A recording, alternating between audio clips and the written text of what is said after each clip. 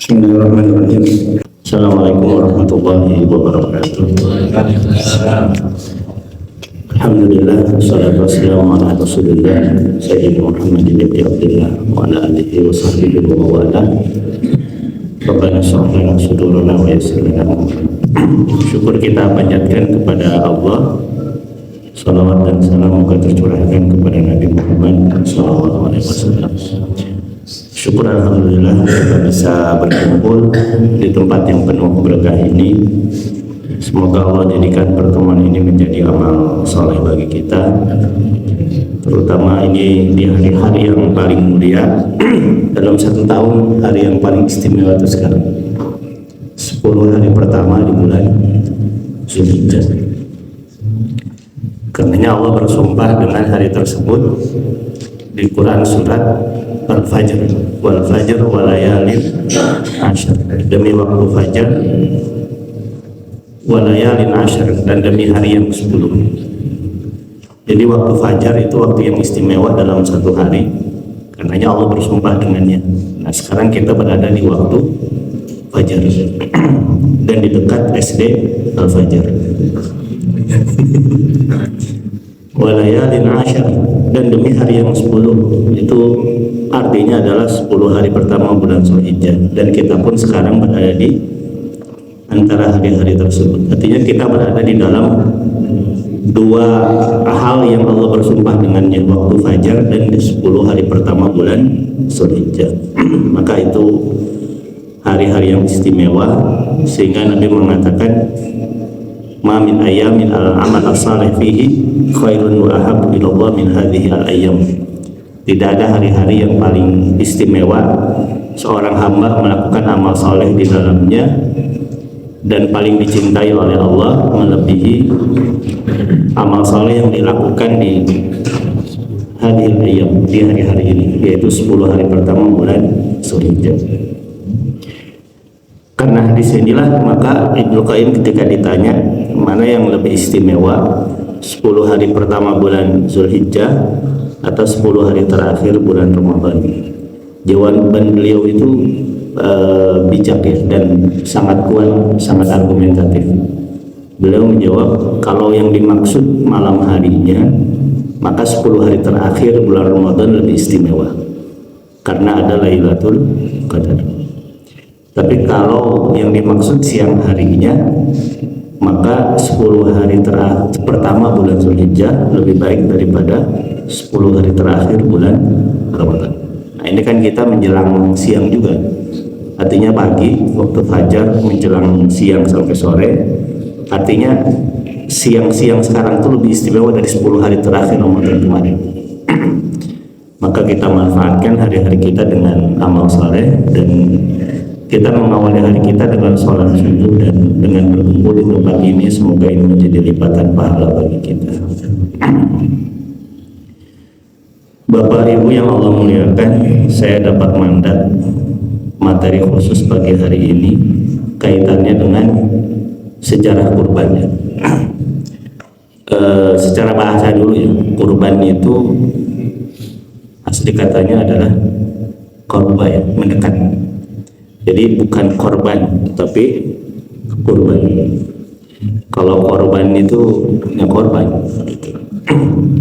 Tapi kalau kurban itu artinya mendekat kepada Allah. Artinya berkurban itu artinya adalah kita melakukan sesuatu dalam rangka mendekatkan diri kepada Allah, itu kurban. Tapi sebetulnya kita berkurban, kita mendekatkan diri kepada Allah dengan mengorbankan hewan kurban, itu pun artinya berkorban. Makanya ada istilah tadhiyah. Orang yang berkurban itu menggunakan dua kata, apakah dia sebagai muqarrib, artinya orang yang mendekatkan diri kepada Allah dengan hewan yang disembelih, ataukah yang kedua mudhahi. Mudhahi itu orang yang mengorbankan hartanya dengan hewan yang disembelih dalam rangka mendekatkan diri kepada Allah. Makanya orang yang berkurban itu bisa muqarrib atau bisa mudhahi. itu tentang kurban. Yang pasti jangan korban perasaan. Kurbannya adalah kurban hewan. Nah, tentang sejarah kurban ini sebetulnya sudah Allah jelaskan sejarahnya dalam Quran. Ini artinya valid ya, karena Allah yang menjelaskan.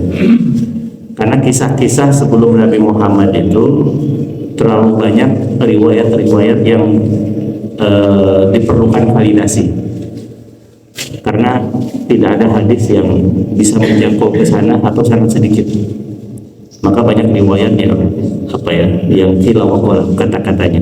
Tapi kalau sudah Allah menjelaskan dalam Quran, itu berarti kuat kisahnya. Yang pertama tadi sudah disinggung ya oleh Pak Ketua, sejarah kurban itu sudah berlaku atau sudah ada sejak manusia pertama, yaitu Nabi Adam alaihissalam.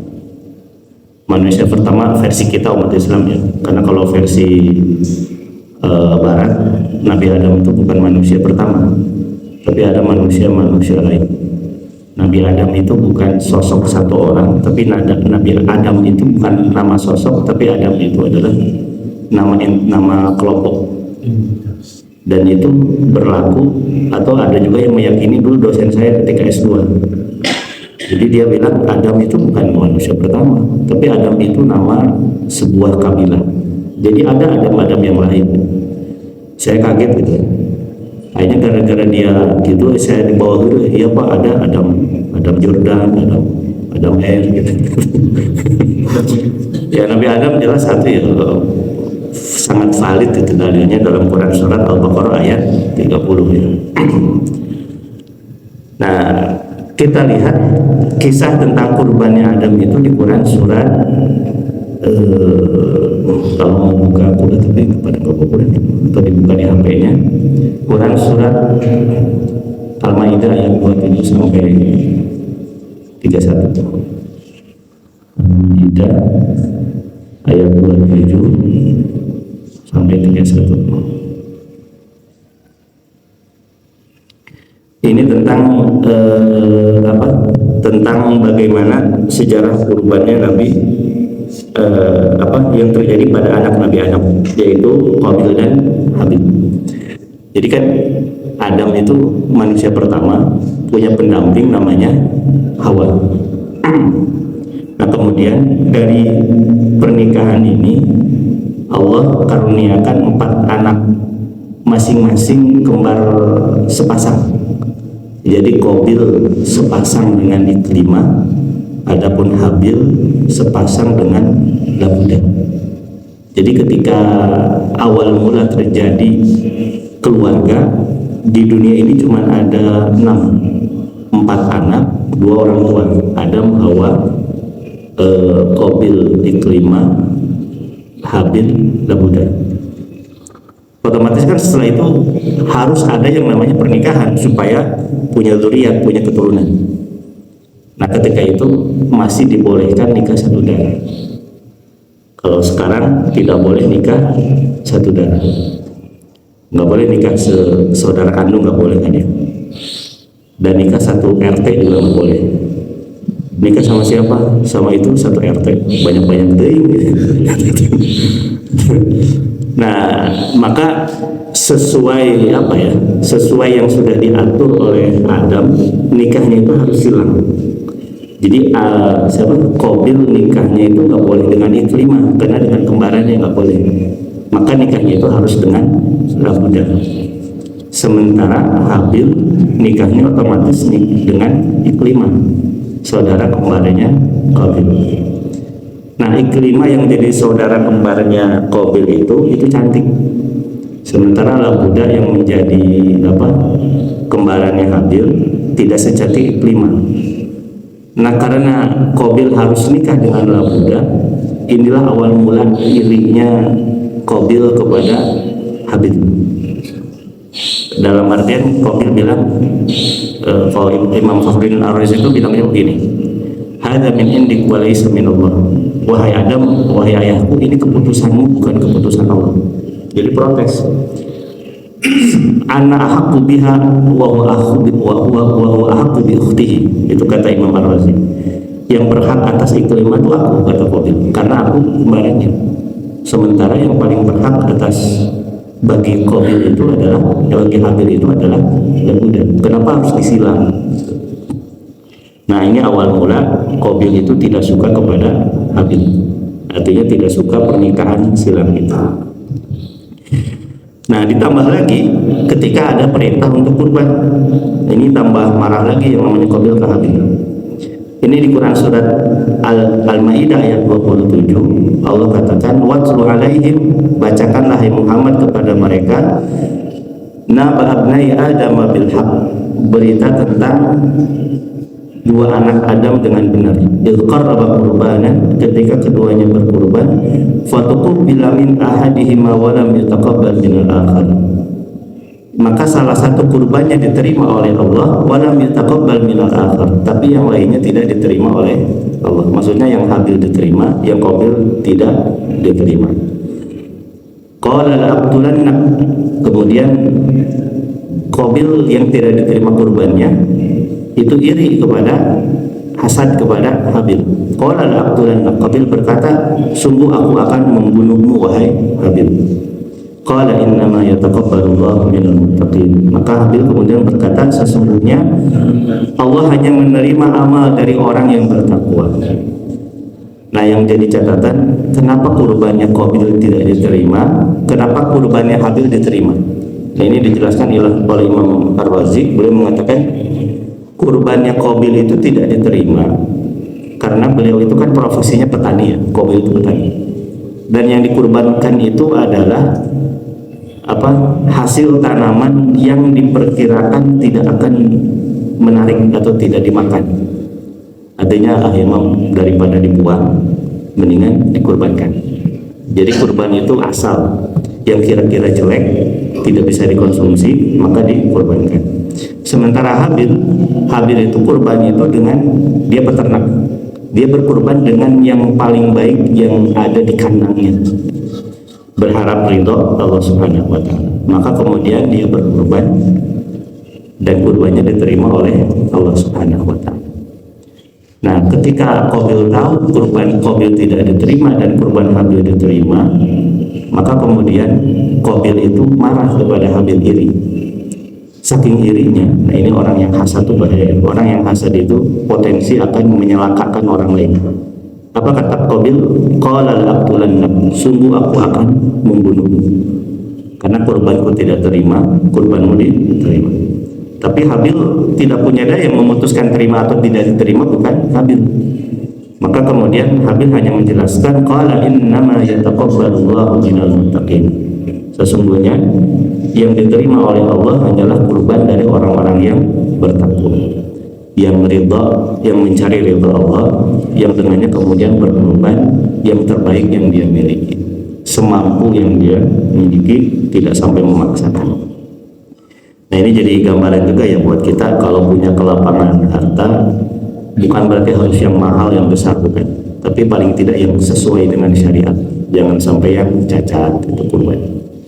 Dan sesuai syariat kurban itu kambing, kemudian sapi atau unta, ya, unta. Jangan kambing itu akhirnya ayam, itu jangan. Itu maksimal adalah, minimal adalah kambing. Dan sebisa mungkin kalau harta berlebih ya cari kambing yang baik, cari sapi yang baik, jangan yang kurus kering kerontang. Karena ada pahala setiap bulunya, ada pahala setiap tetesan darah yang mengalir. Walaupun sekali lagi kurban itu sangat ditekankan, tapi tetap hukumnya adalah mayoritas ulama berpendapat sunnah muakkadah, kecuali mazhab Hanafi. Mazhab Hanafi itu berpendapat kurban itu wajib. Tapi wajib di sini memang mazhab Hanafi punya terminologi tersendiri. Jadi versi mazhab Hanafi yang namanya wajib itu sunnah muakkadah. Adapun wajib yang artinya dilakukan berpahala, ditinggalkan berdosa, versi mazhab Hanafi itu adalah fardu. Jadi tidak ada istilah sunnah muakkadah dalam mazhab Hanafi. Yang ada itu adalah wajib dan fardu. Kalau dalam versi kita kan ada wajib, ada sunnah, muakkadah. Jadi intinya kesimpulannya, ketika mazhab Hanafi berpendapat kurban itu adalah wajib, sebetulnya itu adalah sunnah muakkadah dengan istilah lain. Maka berarti kurban itu secara hukum aslinya adalah sunnah muakkadah. Tapi walaupun demikian, itu sangat ditekankan karena Nabi mengatakan man kana lahu syara falam yudhi fala yaqrabanna musallana. Sesiapa yang punya harta berlebih tapi tidak berkurban, maka jangan mendekati mushola kami. Jangan sampai hari tiap bulan ganti iPhone gitu, hari kurban gitu. Nah, lalu apa juga respon Habil ketika dapat ancaman dari Qabil? Ini ayat selanjutnya 28-nya, la in basatta ilayya yadaka litaqtulani ma ana bibasiti yadi ilaika liaqtulak inni akhafullaha rabbal alamin. Wahai Qabil, sungguh jika engkau menggerakkan tanganmu kepadaku untuk membunuhku, aku tidak akan menggerakkan tanganku untuk membunuhmu. Aku takut kepada Allah Tuhan seluruh alam. Habil pasrah. Wahai Qabil, kalau engkau saking hasadnya karena keputusan Allah ini, engkau akan membunuhku karena irimu kepadaku, maka sekali-kali aku tidak akan mengangkat tanganku untuk membunuh. Artinya tidak akan membalas kezaliman dengan kezaliman.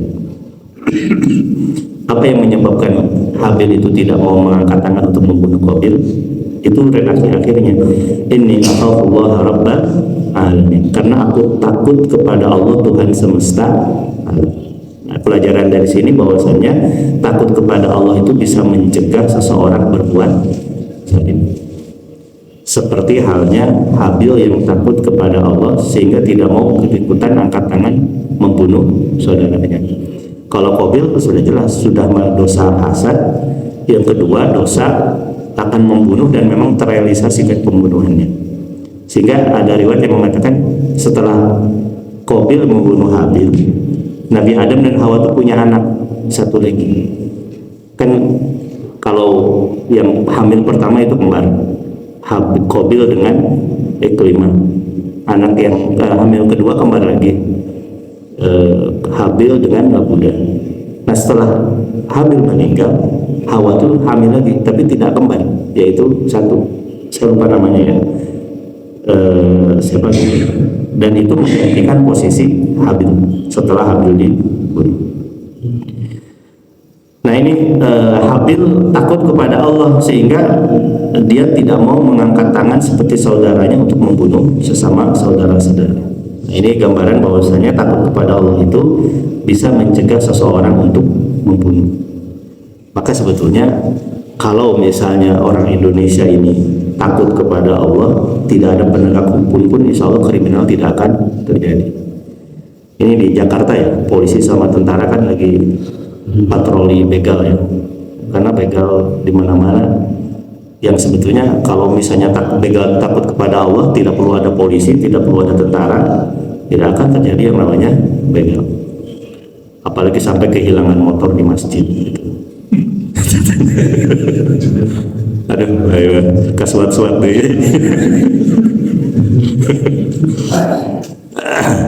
Itu karena memang takut kepada Allah gitu kan. Apalagi sampai kencering masjid hilang. Itu di masjid kompleks saya, kencering masjid hilang. Bahkan itu keranda masjid, kita keranda yang habis dipakai ngangkat jenazah dicolong gitu ya. Kok nggak mikir itu ya, nggak mikir panjang gitu ya. Kan ini tuh baru dipakai ngantar jenazah dan maling pun akan jadi jenazah, itu mau diambil.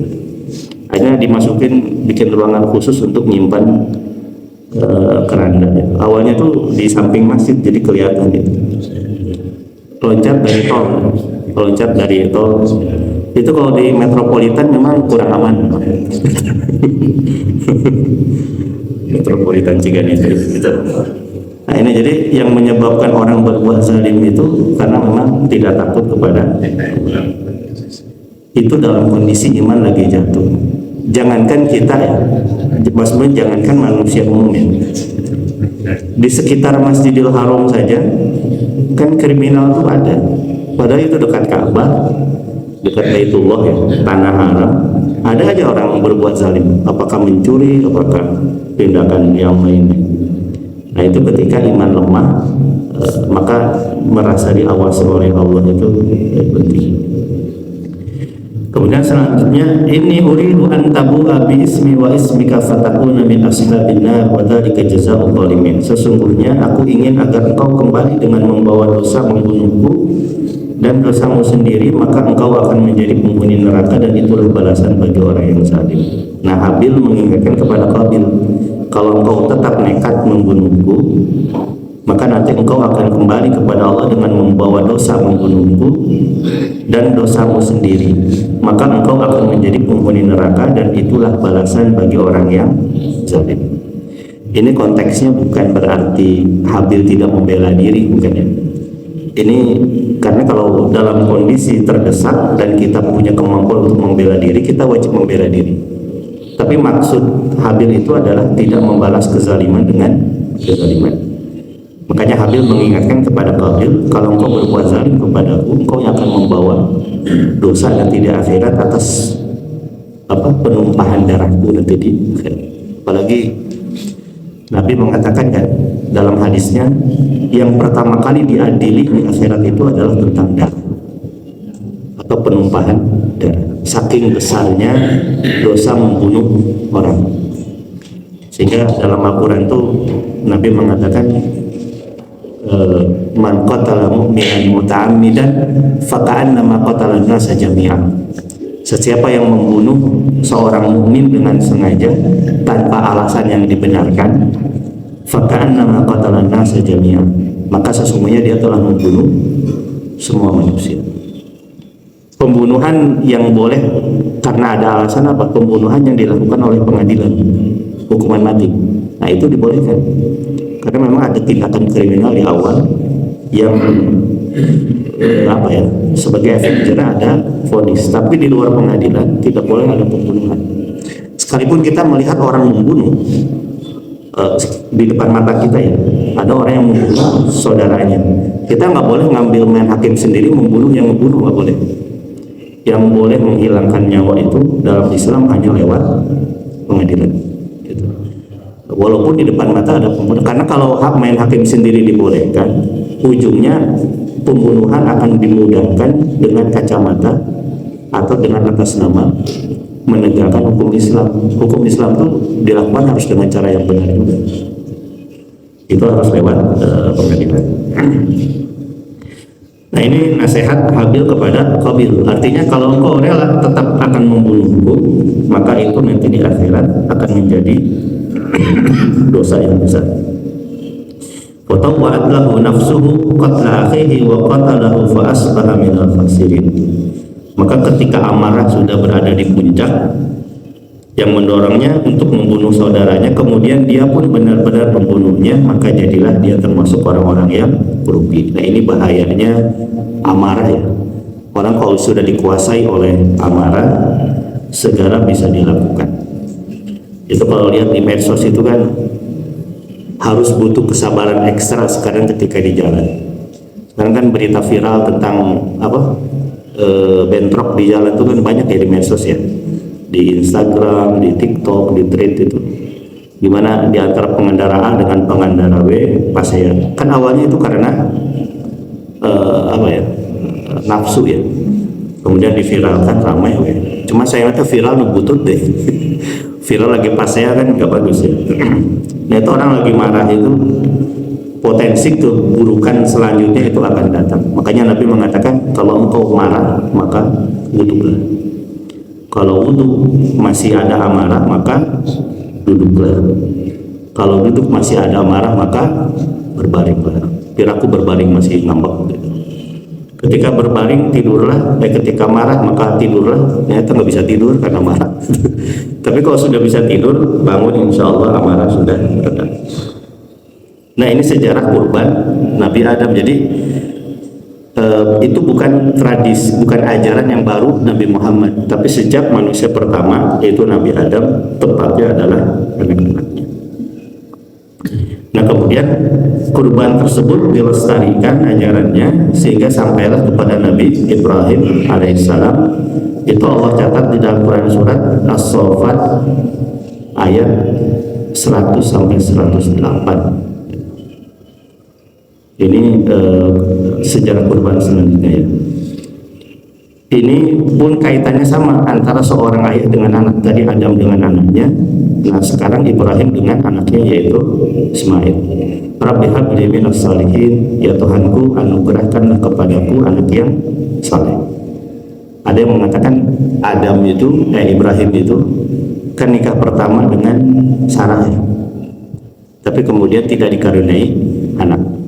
Nah kemudian nikah lagi dengan Hajar, baru dikaruniai anak. Berapa usia Ibrahim ketika punya anak?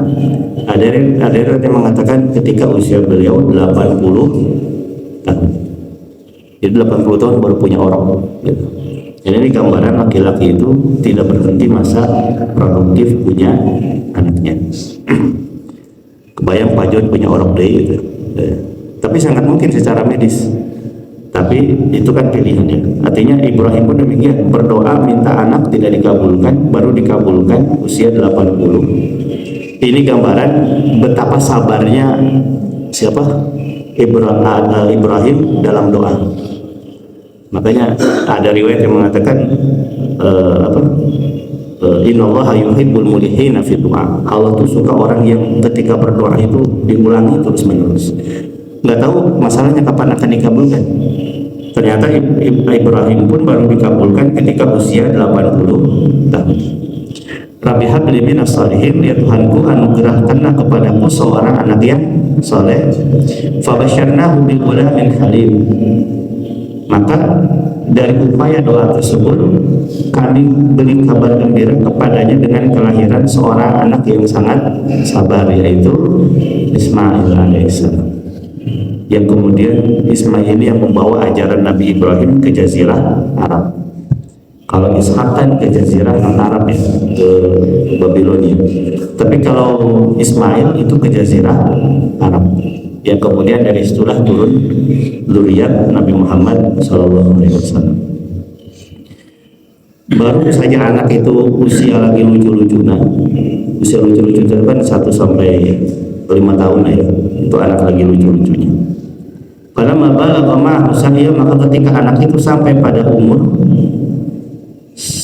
qala ya bunayya inni ara fil manam.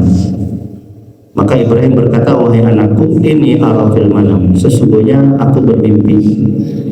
Ani adbahuka fanzur madza tara.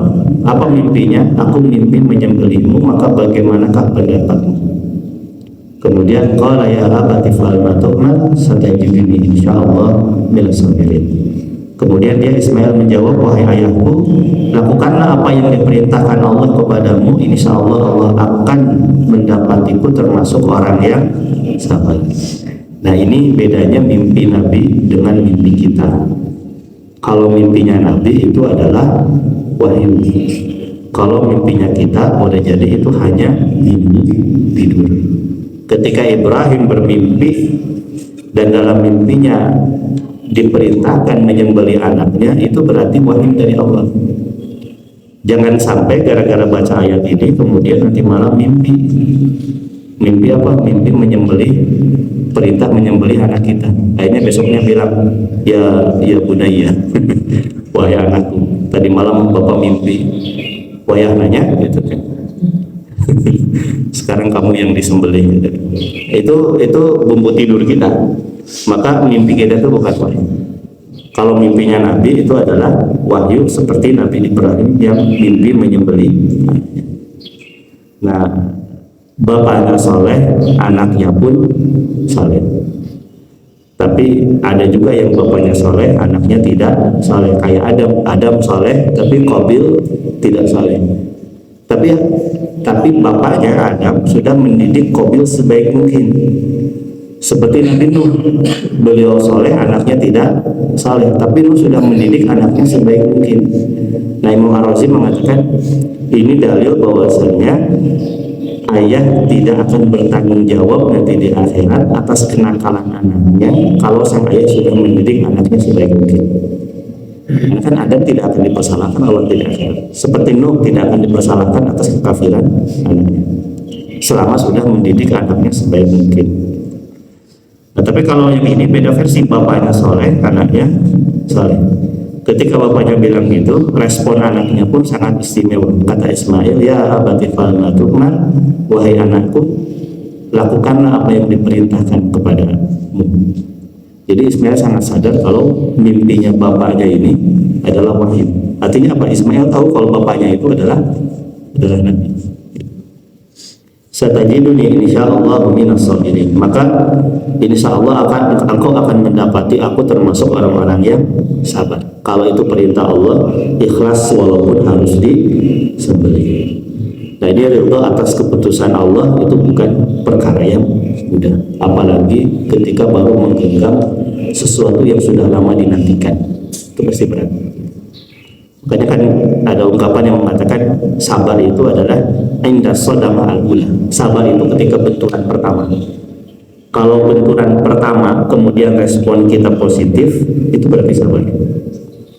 Misalnya gini, ketika kita punya saudara, punya orang tua meninggal. Nah, ketika meninggal, gimana respon kita? Itu gambaran kesabaran kita. Ketika benturan pertama, ketika mengucapkan saudara kita meninggal, kemudian kita mengucapkan innalillahi wa inna ilaihi raji'un. Tidak melawan takdir, tidak menggugat takdir. Nah, itu berarti sabar. Itu ketika hantaman pertama. Tapi kalau dapat berita meninggal, tapi kemudian kita histeris atau kita bukan sedih ya, kalau sedih normal. Tapi kemudian kita seperti tidak menerima takdir, itu berarti tidak sabar. Habis sholat motor hilang, sabar, itu berarti tapi jadi kesuatu, tapi nggak tahu ya, saya diberikan ketenangan dari kayak gitu. Sampai saya ngobrol sama siapa ya, pulang keluar dari masjid, saya tuh bingung, yang lain udah pada pulang, tadi pakai namanya itu kan. Pasti lihat, oh nya pakai motor, motor kemana ya? Aku maling. Udah ya, saya pulang jalan dengan santainya gitu. Sampai rumah pun istri lagi di ruang tamu, lagi buka laptop, saya bilang, "Mi, motor hilang." Oh ya udah tuh. Jadi karena saya tenang, istri pun tenang gitu kan. Tapi kayaknya istri belum connect ketika itu, masih fokus. Nyusul ke kamar, tadi apa motor hilang? Iya hilang. Astagfirullahaladzim. Nah tadi itu sadar. Berarti tadi tidak connect tadi ya kan. Tapi ya itulah ketika sodaqah al-ula, kita harus sadar semua itu adalah takdir Allah Subhanahu wa taala. Beberapa waktu kemudian motor saya yang penggantinya tiba-tiba kan ada yang menyongkel juga ya. Kenapa begitu fanatiknya maling ke saya gitu.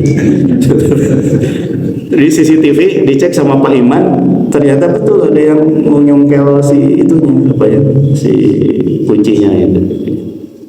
Itulah nasib digemari oleh maling. Ujian itu. Nah itu jadi sabar itu inda sodama al-ula, ketika hantaman pertama, dan manusia itu tidak akan mungkin lepas dari yang namanya ujian. Ada sekarang senang, besok pasti aja diuji oleh Allah. Apakah saudara kita meninggal, apakah harta kita hilang, ataukah ada masalah di kantor, atau apa. Itu pasti tidak mungkin tidak, ataukah mungkin sakit. Bahkan ketika fisik terlihat sehat, tapi kemudian ada yang terasa tidak enak ke dokter, ternyata vonisnya di luar dugaan kita, itu pun adalah ujian kesabaran ketika hantaman pertama. Falamma aslama wa tallahu lil jabin, maka ketika keduanya telah berserah diri dan dia Ibrahim membaringkan anaknya atas pelipisnya, ada yang mengatakan ini di wilayah Mina. Jadi ketika Nabi Ibrahim mau melakukan apa yang Allah perintahkan, beliau jalan ke wilayah Mina. Ketika itu setan banyak membisik kepada Ibrahim, "Hai Ibrahim, jangan kau lakukan apa yang diperintahkan." Ibrahim merasa itu betul-betul dari setan. Maka kemudian Ibrahim melempar batu 7 lemparan itu, yang kemudian itu lestari sampai sekarang sebagai lempar jumroh. Maka lempar jumroh itu ya di sana. sebagai ungkapan bagaimana dulu Ibrahim melempari setan karena setan membisiki supaya Ibrahim tidak melakukan apa yang Allah perintahkan. Jadi lempar jumroh itu ya di sana ya, jangan pindah tempat ke yang lain. Falamma aslama wa tallahu lil jabin, ketika Ibrahim sudah mendudukkan kepala Ibrahim, kepala Ismail di atas pelipisnya untuk melaksanakan wa nadainahu ya Ibrahim, lalu kami panggil dia, wahai Ibrahim, qad saddaqta ru'ya inna kadzalika najzil muhsinin, sungguh kau telah membenarkan mimpi itu. Artinya Pak Ibrahim dimuliakan oleh Allah karena membenarkan mimpi yang isinya sulit. Makanya dalam bahasa Al-Quran itu ada pahala yang lebih besar daripada pahala syahid meninggal di medan perang, yaitu membenarkan kebenaran ketika orang ingkar. Seperti siapa? Abu Bakar As-Siddiq ya, dapat berita Nabi Ibrahim sudah melakukan mi'raj ke Sidratul Muntaha dalam satu malam. Secara logika nalar manusia kan tidak mungkin. Gimana perjalanan ke sana satu malam? Itu yang menyebabkan banyak orang kufur. Tapi Abu Bakar mengatakan kalau itu yang mengatakan adalah Muhammad, maka aku percaya. Maka sejak itu dijuluki sebagai Siddiq. Maka kemudian di Quran surat An-Nisa ayat 69 kalau tidak salah, itu Allah katakan wa may yuti'illaha war rasul fa ulaika ma'al ladzina an'ama Allahu 'alaihim. Siapa yang mentaati Allah dan Rasulnya, maka mereka akan bersama orang-orang yang kami berikan nikmat kepada mereka, minan nabiyyin, dari para nabi, wasiddiqin, para siddiq yang membenarkan ketika orang meninggal, wasyuhada, wassalihin. Setelah para nabi yang disebut itu adalah siddiqin, bukan syuhada. Syuhada itu ketiga. Karenanya Abu Bakar, sepakat para ulama, beliau adalah manusia termulia setelah para nabi. Padahal meninggalnya di atas kasur. Sementara Umar, Utsman, Ali meninggalnya kan syahid, dibunuh. Tapi tidak melebihi kemuliaan Abu Bakar.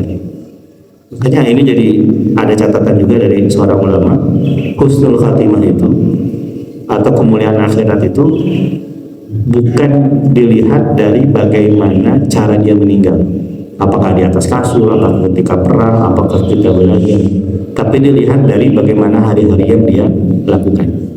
Kalau hari-hari yang dia lakukan baik walaupun meninggal di atas kasur, maka insya Allah husnul khatimah, insya Allah ahli surga dan derajatnya ditinggikan.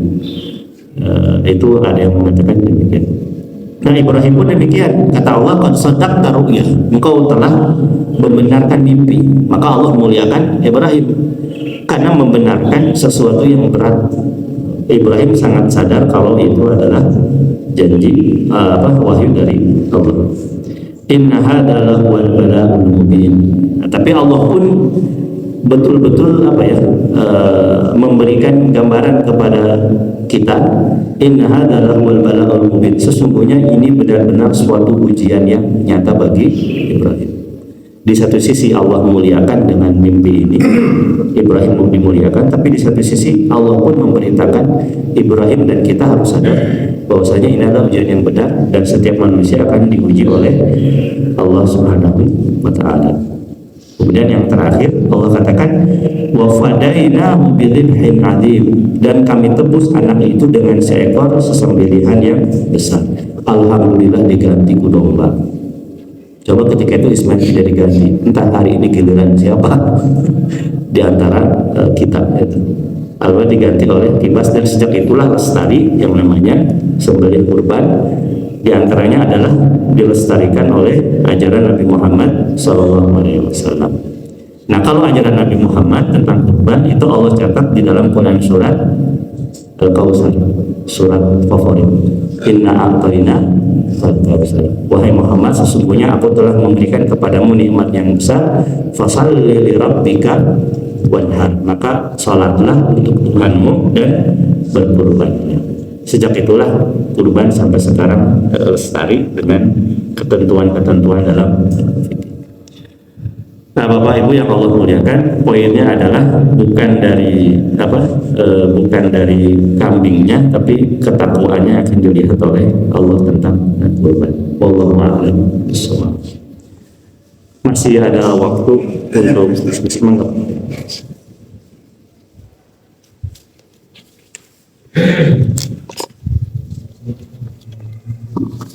Assalamualaikum warahmatullahi wabarakatuh. Pak Ustaz, kita berbakti kepada orang tua.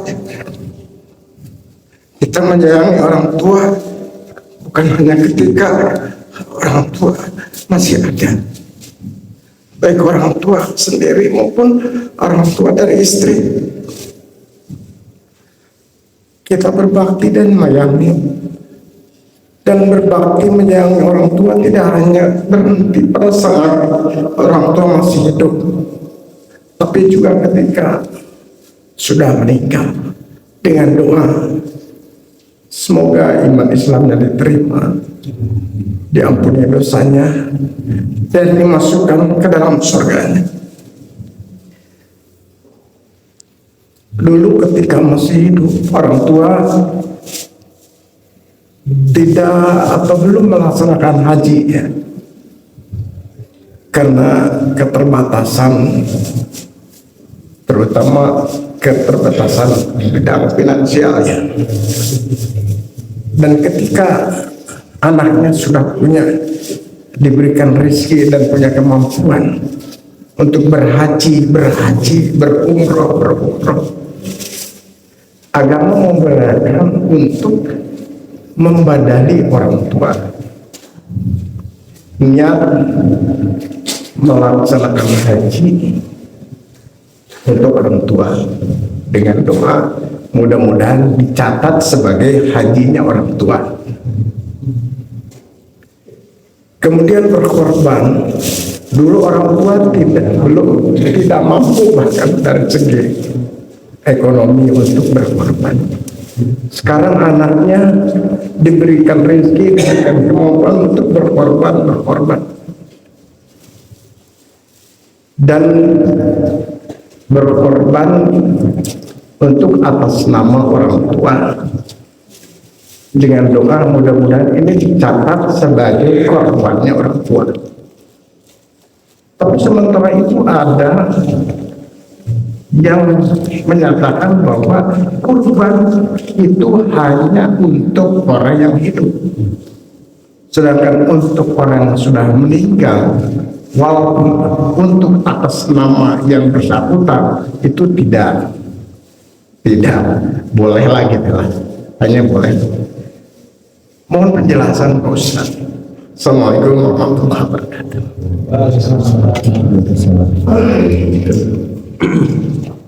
Kita fokus ke yang kurbannya, ya. Kalau haji ada bab khusus. Bentar lagi kita kurban dan kita ingin kurban yang terbaik, ya.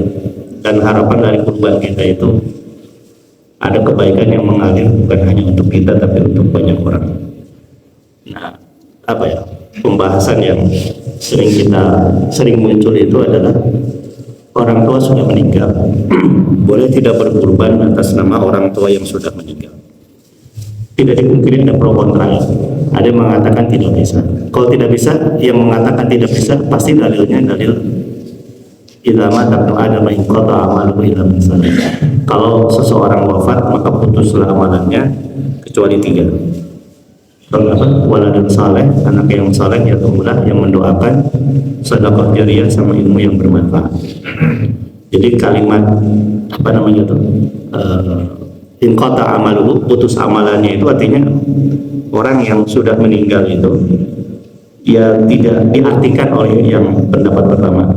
Ya dia tidak akan ada lagi manfaat dari orang yang masih hidup. Itu diartikan. Jadi apa yang akan dia dapat itu ya yang dulu ketika masih hidup. Ini pendapat yang pertama. Tapi pendapat yang kedua ada yang mengatakan kurban itu boleh untuk orang yang sudah meninggal. Argumentasinya 3. Yang pertama, dalil yang sifatnya umum. Ketika ada seorang lelaki yang ditinggal meninggal oleh ibunya meninggal. Kemudian laki-laki ini datang kepada Rasulullah. Ya Rasulullah, ibu saya sudah meninggal. Ini dalam hadis Muslim. Dan aku punya harta. dan aku ingin sedekah atas nama ibuku. Apakah aku boleh melakukannya? Nabi kalimatnya satu kata tapi pendek. If'al, lakukanlah hal tersebut. Nabi yang memerintahkan berarti ini menjadi hukum.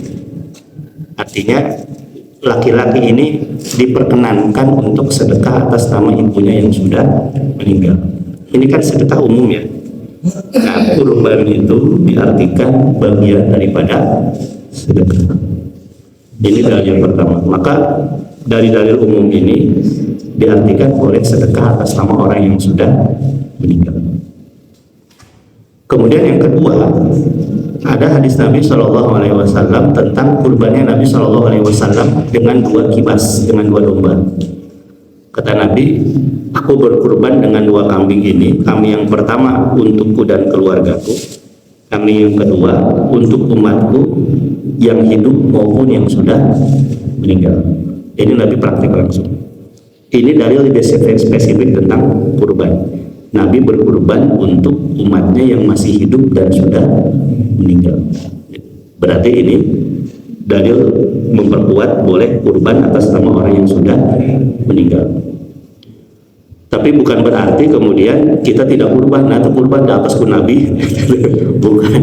Ini maksudnya bukan itu poinnya. Poinnya itu adalah Nabi berkurban atas nama umat yang masih hidup dan sudah meninggal, dan itu ternyata dilakukan oleh beliau. Kemudian yang ketiga, tentang penafsiran hadis yang digunakan oleh pendapat yang pertama. Kalau orang sudah meninggal maka putus amalannya kecuali 3: anak yang soleh yang mendoakan, ilmu yang bermanfaat, dan sedekah jariah. In qata amalu, putus amalannya. Nya itu kepada siapa? Kepada orang yang sudah meninggal. Artinya apa? Ya memang dia tidak bisa beramal lagi, sudah meninggal. Gitu. Kan nggak bisa sholat lagi, nggak bisa sedekah lagi, nggak bisa macam-macam lagi. Tapi bukan berarti dia tidak bisa mendapatkan manfaat dari orang yang masih hidup. Itu kata Syekh Utsaimin. Ulama dari Saudi beliau mengatakan dalam hadis ini bukan menjadi dalil bahwasannya orang yang sudah meninggal tidak lagi bisa mendapatkan manfaat dari orang yang masih hidup. Karena kalimat itu inqata amalu, putus amalannya. Ya amalannya memang dia tidak bisa beramal lagi. Bukan inqata'at jazauhu, bukan putus pahalanya atau bukan putus manfaat dari yang masih hidup. Makanya kenapa dalam hadis Nabi tentang sedekah tadi ya, hadis yang anak ini sedekah atas nama ibunya, itu kan eksplisit Nabi mengatakan if'al, lakukan. Artinya apa? Orang yang masih hidup, terutama anak, masih bisa memberikan manfaat kepada yang sudah meninggal. Yang meninggal putus amalannya, dia tidak bisa sedekah. Tapi pahala sedekah dari anak masih bisa untuk orang tua. Atau kayak badal haji ya. Badal haji itu hadis Bukhari, hadis Sahih. Seorang orang tua yang sudah berkekuatan inginnya haji, sudah persiapan haji, kemudian meninggal. Maka dalam hadis Bukhari ada yang namanya badal haji. Ini hadis Sahih. Gitu. Artinya setelah itu kemudian anaknya membadalkan haji dengan catatan anaknya sudah haji, dan ini bukan untuk diperjualbelikan karena ada masalah juga di Saudi itu badal haji jadi bisnis gitu. Padahal dalam hadisnya yang membadalkan itu adalah anaknya dan dia pun sudah haji. Artinya tetap prioritas adalah haji untuk dirinya sendiri, kalau sudah baru untuk orang tua. Nah ini ibadah-ibadah yang memang ada dalilnya dari Nabi. Seorang anak bisa memberikan manfaat untuk orang tuanya, lebih daripada itu baru tidak boleh karena tidak ada dalilnya. Contohnya misalnya saya sholat tapi untuk ibu saya yang sudah meninggal, sholat naon walaupun biang nggak boleh karena tidak ada dalilnya. Atau saya saum Senin Kamis gitu kan, atau saum khusus dinten Rebo gitu, itu kan saum naon walaupun biang, nah itu nggak boleh karena tidak ada dalil. Tapi sedekah dan badal haji itu dalilnya ada.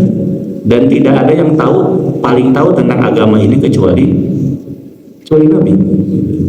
Maka kalau ada dalil tersebut, saya termasuk yang berpendapat kurban atas nama orang yang sudah meninggal itu boleh karena ada dalilnya. Dan kita tidak bisa berargumentasi lagi ketika sudah ada dalil. Artinya pendapat pertama yang mengatakan tidak boleh kurban atas nama orang tua dengan dalil tersebut pun sudah direspon oleh pendapat yang kedua. Inqata amalu itu adalah putus kesempatannya untuk beramal, bukan berarti tidak ada lagi manfaat dari yang hidup kepada yang meninggal, karena ada dalilnya. Bagaimana orang yang masih hidup bisa memberikan manfaat kepada yang sudah meninggal tadi. Itu kalau saya secara pribadi berpendapat demikian. Wallahu a'lam bishawab. Saya menambahkan hadis yang tadi kita pertanyaan besar ingkot amalu itu. Ya. Saya pernah sih agak mengatakan tidak bisa itu, mereka mengambil kata kucingnya itu ilah, kan situ juga kecuali kata 3 perkara gitu. Padahal kalau saya kira kata kucingnya itu bukan di ilah tapi di dhamir hu-nya itu sebetulnya amalnya, bukan ilahnya. Dan ilah itu kecuali pasti menjelaskan yang sebelumnya juga. Pasti sebelumnya juga. Apa yang sebelumnya itu amaluhu itu kan amalannya. Amalnya si mayit, ya orang mayit kan memang sudah bisa beramal lagi. Tapi bukan berarti menutup manfaat yang masih hidup kepada yang sudah meninggal. Bahkan Ibnu Qayyim al-Jauziyah itu ulama yang sangat keras terhadap perkara-perkara yang dianggap bid'ah. Ini muridnya Syekhul Islam Ibnu Taimiyah. Sampai beliau sendiri mengatakan seorang anak yang masih hidup kemudian membaca Quran atas nama orang tua yang sudah meninggal itu sampai pahalanya. Padahal Ibnu Qayyim itu orang yang sangat keras terhadap perkara bid'ah. Nah, itu karena bagian daripada sedekah itu. Tapi wallahu a'lam bishawab. Cuman yang paling kuat itu adalah yang dua tadi, haji dan kurban, karena memang ada dalilnya yang langsung. Wallahu a'lam.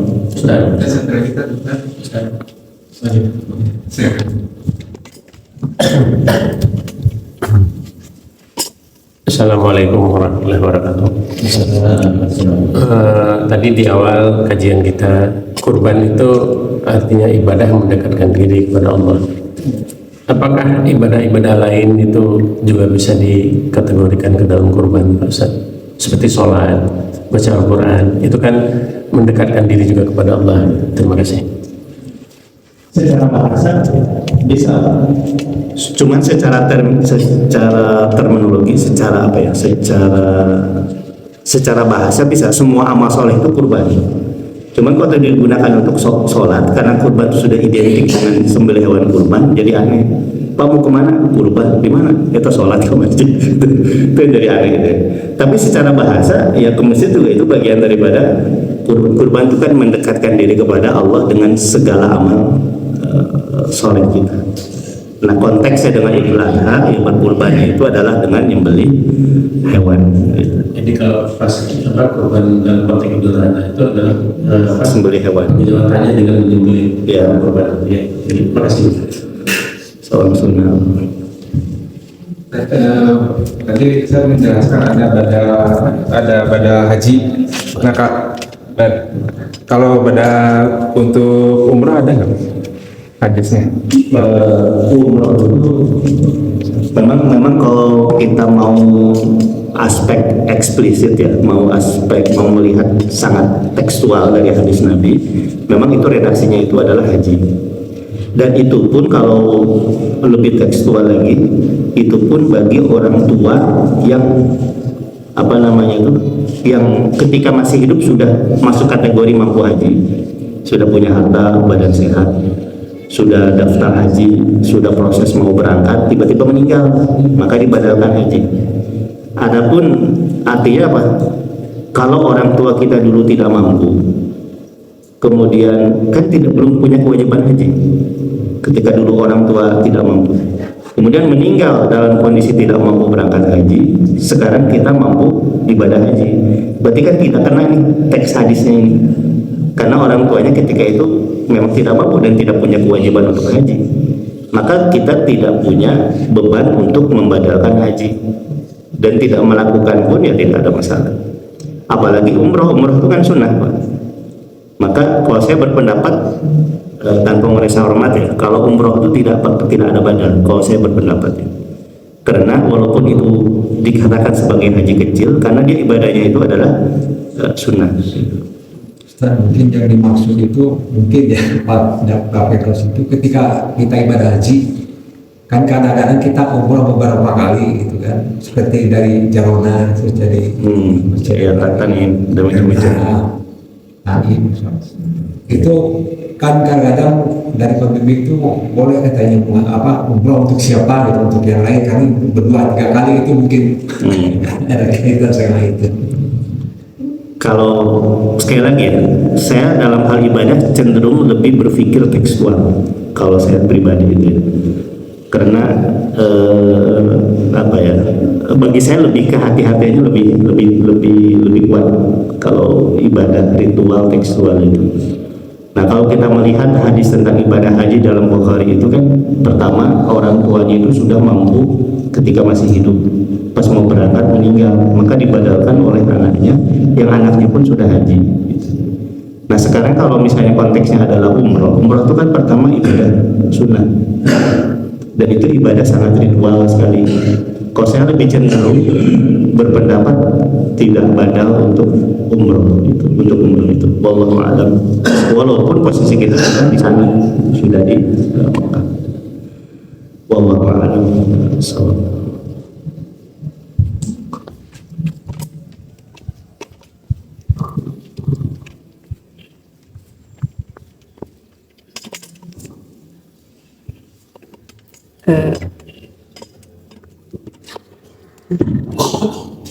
Misalnya kalau tadi dikatakan kurban itu diperbolehkan bagi yang sudah meninggal,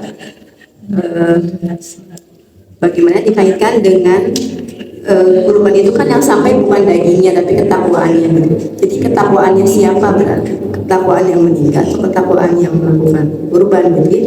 Yang pertama, kemudian yang kedua, kalau kita lihat misalnya di bulan Ramadan, kita kan memperbanyak amal, mau saumnya, sholatnya, ataupun tilawah dan sebagainya misalnya. Contoh misalnya kalau kita biasa tilawah di Ramadan bisa 2-3 juz gitu sehari, itu kan harus dilanjutkan ke bulan-bulan berikutnya ya, untuk memelihara ketakwaan itu misalnya. Mungkin jadi berkurang tapi mungkin jadi setengah juz dan sebagainya. Itu ada follow up berarti dari Ramadan yang bisa kita terus lanjutkan. Nah, dari kurban ini apa yang bisa kita lanjutkan sebagai follow up gitu kan, sehingga kita itu tidak, katakanlah misalnya kalau kita katakan kita berawal dari titik 0, kemudian kita melalui Ramadan kita menjadi nilai 10, kemudian kita lanjut dari titik 7 jadi kita meningkat terus ya. Kalau kurban ini bagaimana gitu, apakah ketika kita sampai di ketakwaan 10 misalnya, apa yang harus kita lanjutkan sehingga di kurban tahun depan itu tidak dari 0 lagi gitu maksudnya. Nah, jadi follow up dari amal-amal ini seperti apa sehingga tidak berkesan grafik itu naik terus turun lagi balik lagi gitu. Itu saja mungkin bisa dijelaskan.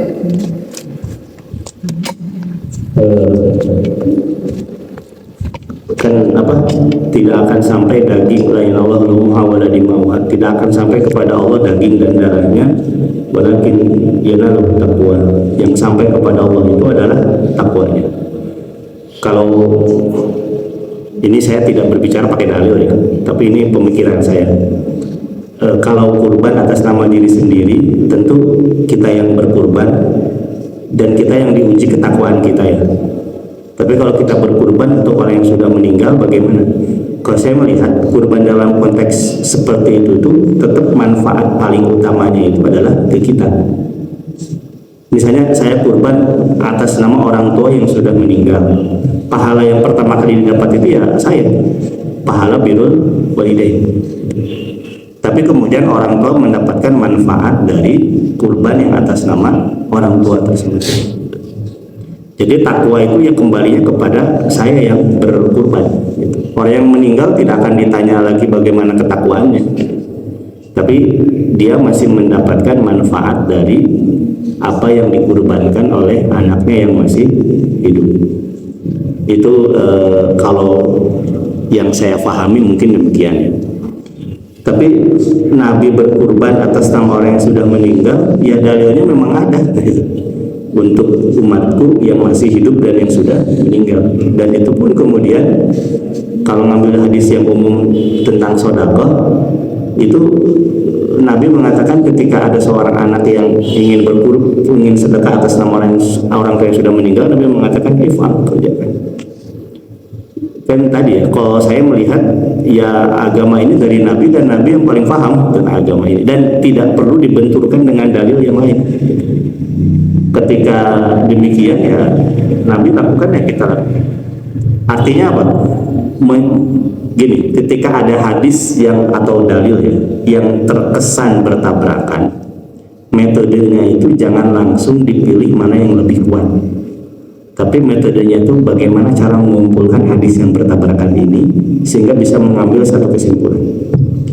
Kalau sudah digabungkan tidak mungkin diambil kesimpulan karena tetap bertabrakan, nah baru dipilih mana yang lebih kuat. Karena hadis yang sahih sama-sama sahih tidak mungkin bertabrakan. Pasti itu adalah terkesan saja bisa dikumpulkan. Gitu. Karena kalau ada hadis sahih langsung diambil mana yang lebih kuat, konsekuensinya itu akan membuang satu hadis, membuang satu syariat. Sementara ini dua-duanya adalah hadis yang sahih yang bisa dikompromikan, bisa diambil kesimpulan. Wallahu a'lam. Kemudian yang kedua, kalau Ramadan kan sholat taraweh bisa disinambungkan setelah Ramadan dengan qiyamul lail, tilawah dengan tilawah, kurban kumaha namanya kurban deh di bulan yang lain.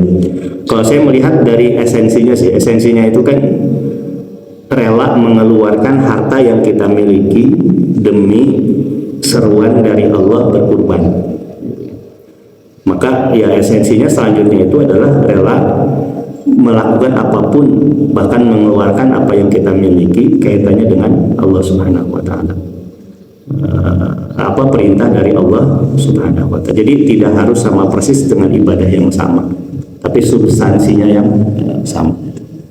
Wallahu a'lam. Dan dalam pelaksanaan kurban itu kan ada dua kepentingan. Pertama ya indikasinya untuk meningkatkan gizi. Yang kedua ya, ada istilah itu yang beredar gitu ya, untuk meningkatkan gizi umat, ya terutama bagi yang tidak mampu gitu. Dan kedua masalahnya itu merupakan kurban yang tidak pernah ditinggalkan atau muakad gitu, sunat muakad gitu.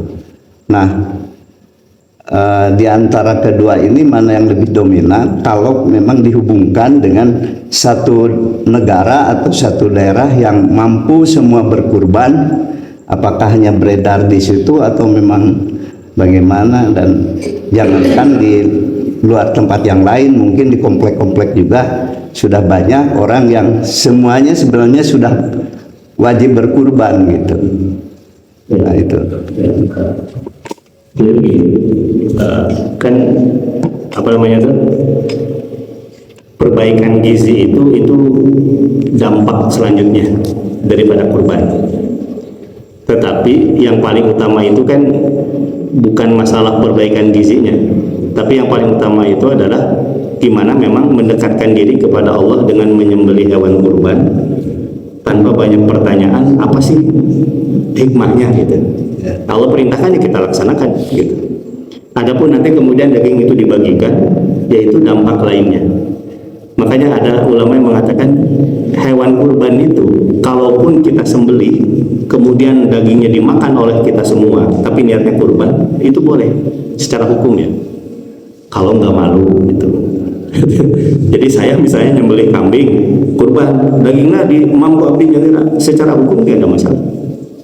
Makanya yang sepertiga untuk yang kurban, sepertiga untuk keluarga tetangga atau keluarga, sepertiga untuk fakir miskin, sebetulnya tidak ada dalil eksplisit dari Nabi tadi pembagian sepertiga itu. Hanya memang kan secara hikmah lanjutan tadi ya, kita sembelih kurban kalau niatnya hanya untuk apa, dimakan untuk kita, manfaat sosialnya apa, maka kemudian dibagikan gitu. Itu mengenai hewan kurban. Nah, kalau misalnya kita sudah negeri kita makmur, semuanya sudah makan daging gitu.